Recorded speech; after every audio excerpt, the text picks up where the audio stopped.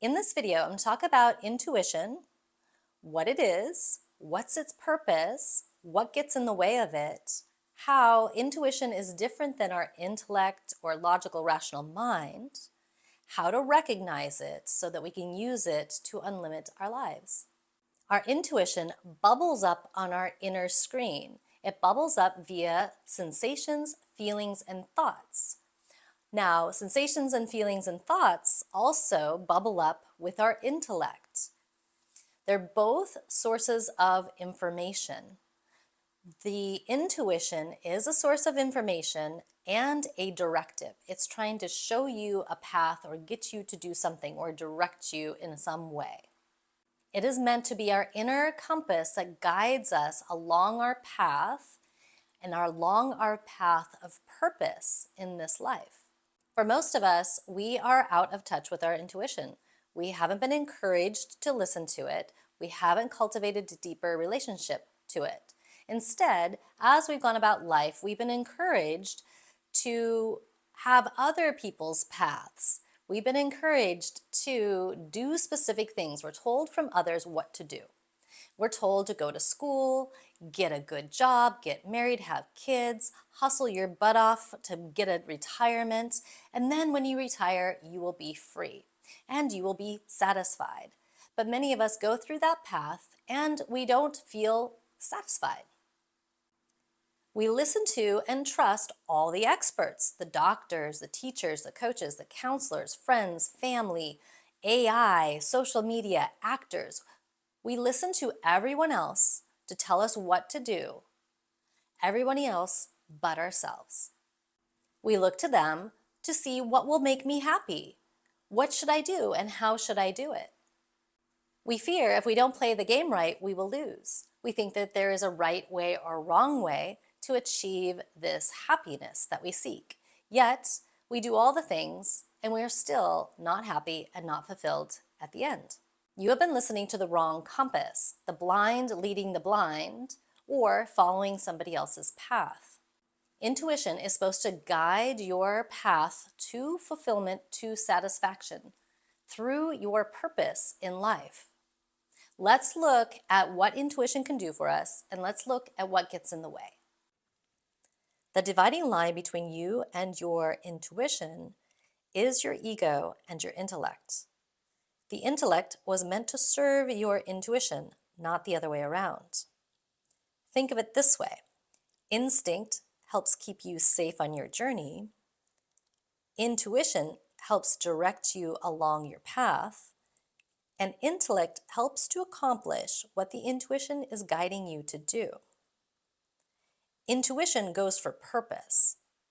Intellect and ego goes for wants and status quo. Fulfillment and satisfaction come from your intuition and higher self. It is your GPS system to get you to that state of fulfillment and satisfaction. The ego and intellect will have you running around all day long, seeking pleasure and thrills which only offer temporary happiness. Intuition is going to give you nudges, hunches, and directions if you listen.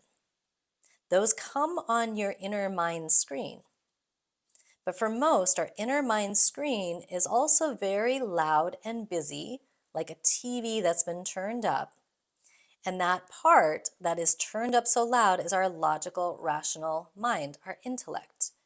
That speaks so much louder than our intuition that we're not able to hear the faint signals of our intuition. To know your intuition, we have to differentiate it from the intellect. Your intuition is always there and always talking to you. You just have to quiet the intellect, the loud chatter in your mind to hear it. Just like the intellect, it's going to use senses, feelings, and thoughts to communicate with you. If your intellect is clouding the signal, you won't get the message. Intuition is fleeting. It comes soft, quiet, and quick in glimpses. It operates in present moment and offers you your next step, one at a time, not the whole route all at once. You may not know the end point that will give you satisfaction. You are meant to take your path one step at a time. Versus the intellect. The intellect is strong, loud, repeating, looping, ruminating. It's in your face, and it's very outcome driven. It's seeking for an end goal. It thinks it knows the end point that will give you satisfaction. Your intellect will tell you what to do from A to Z all in one sitting. That's a pretty big difference between the two. Intuition is not rational. It is in the present moment info that may not make sense. This is why we have to cultivate trust with ourselves. If we have no trust with ourselves, we will not be able to trust the intuitional information. The intellect is rational. It uses logic, analyzing, all pitting it against outside information and past database for the most logical outcome. Intuition is journey-based. Intellect is goal-based. If you find yourself spending hours and days analyzing pros and cons, researching, asking others what to do, seeking outside what should be the next logical route you should take, that is the intellect. It draws up plans that it thinks will get you from point A to B with the end goal of being happy. The intellect says, this makes sense. This seems like the logical route. Intuition knows the quickest route to get the best outcome for you. It has your back. It's your best friend that knows your past, present, and future. It can quantum leap you, but it can't do that if you do not trust it and you do not listen. So if you're needing to make a decision, if you're trying to find the next thing to do in life, you tune in and you use your feeling, sensation, and insights, that deep, pure, raw feeling center, because the feelings are your radar. You need to get sensitive to notice the subtle feelings, the subtle changes. This information can come through intuition attached to the pure, raw feeling. But we have to listen, we have to slow down, we have to be patient. We have to know that answers don't always come when we demand them, and they don't always make sense in the moment. Intuition gives you the new. It gives you creativity. The intellect gives you the old, what has worked before or what has worked for others. Intuition gives you the aha, the breakthrough. Intellect seeks understanding of information.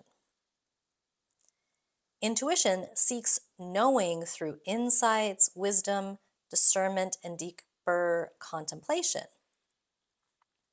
The intellect pores over information gained from outside sources. Then it uses its judgment and discrimination. Intuition is heart-based, feeling, listening, and sensing. Intellect is head-based, analyzing and rationalizing. Intuition wants truth. Intellect wants facts. Intellect will run you down rabbit holes. Intuition will offer the quickest path. The intellect, aka your logic, makes sense. Intuition rarely makes sense in the present moment. Intellect will have emotions attached to them, to the problems that it sees it's trying to solve, like fears and worries. The intuition will have just pure raw feelings. The intellect is like the devil on your shoulder. It will have you hustling and running in circles till you are sick, tired, or till you die trying. Intuition is the angel on your shoulder, trying to show you the easiest path with routes that are not on Google Maps. Intuition offers creativity, and intellect solves problems. Intellect says, if I do this, I will get this. Intuition, with your logical mind, might respond back with something like this. Why am I doing this? The intellect focuses on the past or the future. The intuition is aware of the past and the future, but it is directing you in the present moment for your highest good.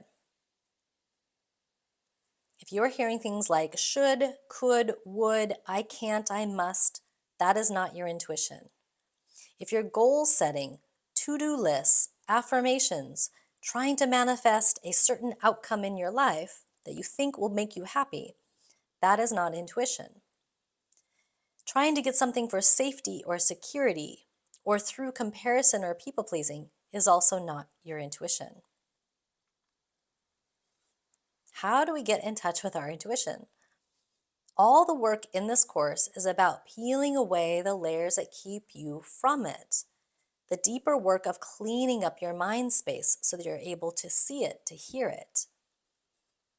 You have to drop into seeing, observing, feeling the subtle parts of your inner screen. We need to slow down to be in more of a state of being and allowing, because those are intuitional spaces. The doing, if we're always in a constant state of doing, that is an intellectual space.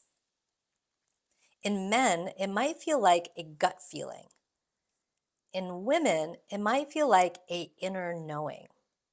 For me, intuition arrives at that space right before I wake up in the morning. It also happens oftentimes in the shower. I'll get some insights, or in deep, relaxed states, when I'm on long drives or when I'm doing repetitive tasks. Oftentimes, those are spaces where the intuition will bubble up. And it has a certain presence to it, kind of a feeling to it, almost for me like kind of a daydreamy quality. It will often drop truth bombs or insights for our growth and direction. As you start to tune into it more and more, you will start to see more synchronicities show up in your life, as the whole universe starts to help you along the path of your purpose. When you're not in alignment with your purpose and you're not listening to your intuition, it will often feel like the whole world is against you. And well, maybe it is. Maybe it is trying to steer your course. Suffering and negativity separate you from it. Those involves too much of the rational mind. Your limiting scripts and your perceptions keep you from it. To follow your intuition, you're going to have to continually clean your mind and open your mind, because a closed mind is a closed life. Your intuition is your higher consciousness. Your intuition aligns with love, truth, goodness, empowerment, and wholeness. And appreciation is its love language. You can appreciate your life by enjoying your life, seeking satisfaction versus just pleasure. So many of us are addicted to thrills, temporary highs. They can be fun, but what our soul is really craving is satisfaction, and it won't be satisfied until it gets it. Your intuition is supposed to be the leader, and your intellect is supposed to follow its orders. But for most, intellect is the leader leading you on exhausting goose chases. And sadly, intuition is sitting on the sidelines screaming to help prevent you from tripping into that hole. When you let it lead, you will feel like you are living your life in the flow state that people talk about. When you only follow your intellect, you miss opportunities. Life is much harder than it needs to be, and you waste time. You will start to not depend on other people's advice, guidance, or opinions the more you tune into your intuition. If you do, you end up pitting it against your own intuition rather than just taking it as fact. We are bombarded by information all day long. We don't need more information. We need more meaning and wisdom. Those come from your intuition. Intuitional knowledge is sacred. Intuition is as big of a topic as this Yoga for Your Mind course. That's why I'm going to make a whole other course devoted to cultivating your intuition. So look for that coming up soon. For now, keep doing the work of your mental hygiene. Clean up your inner screen. That will allow you to accept the life your intuition wants for you. find more and more appreciation for yourself and for your life. Enjoy and find excitement. Intuition will be there waiting for you when you do.